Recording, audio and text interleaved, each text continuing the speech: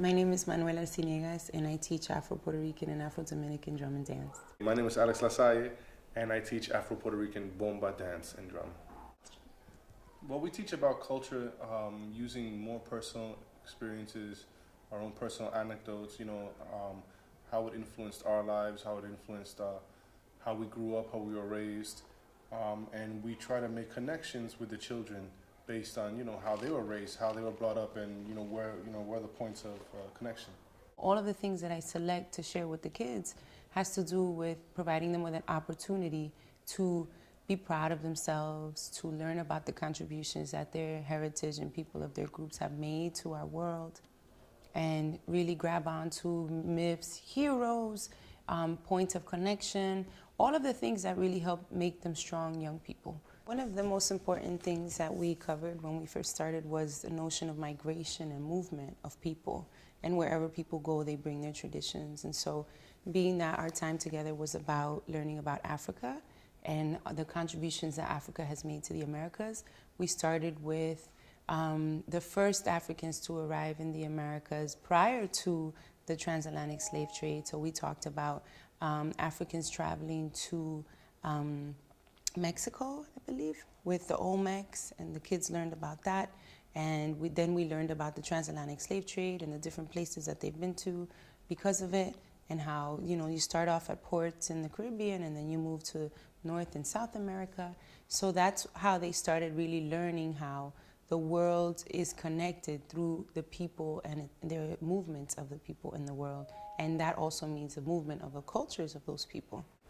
It's when I'm talking to the students, I also realize that it's very possible that next year or the year after they may forget the rhythms, they may forget the dance, they may forget the songs, but what the rhythms mean, what the music is trying to convey, what the intention behind it is.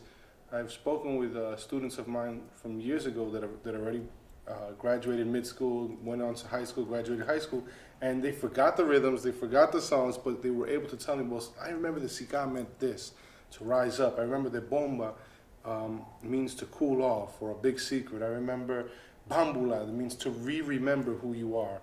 So they were able to stay with the concept, which to me is the most important part, because that really has a role on their in their upbringing, their rising up, meaning it had an impact. That's what the tradition was meant. The elders, I'm sure they knew that eventually over time, the rhythms may change a bit, the songs may take on different meanings, but the meaning behind it stayed the same. I would say for me, the most important part of what we're teaching and what I hope they can hold on to in the future is the knowledge that Africa has contributed so much and contains so much. Scientific knowledge, historical knowledge, spiritual knowledge, all kinds of contributions. It's so much more than what we're usually taught. So that's what I'm confident the kids will know. Before it was a mystery and a bunch of stereotypes. Now it's very directly related to who you are and what you're experiencing here in New York in 2011. Africa is very embedded in all of that. And I know that they're going to remember that. I think they're also going to remember the way that culture contains tools for you to live a happy life. So if you need to learn how to communicate very difficult things, bomba is a way you can do that. If you need to learn how to tell stories and remind yourself of really important lessons along life, songs and palo, that's a way to communicate that and make them eternal, immortalize them. And that's what culture does. And I'm sure they'll know that it is, in its own way, a different sort of technology that advances humanity. Because we're looking at how can you be relating to each other. What are social justice principles within traditional culture? And how present are they? And how have they been maintained throughout many, many generations? So the humanity piece and the fact that this is a resource for them is something that I think they will be able to hold on to for the rest of their lives.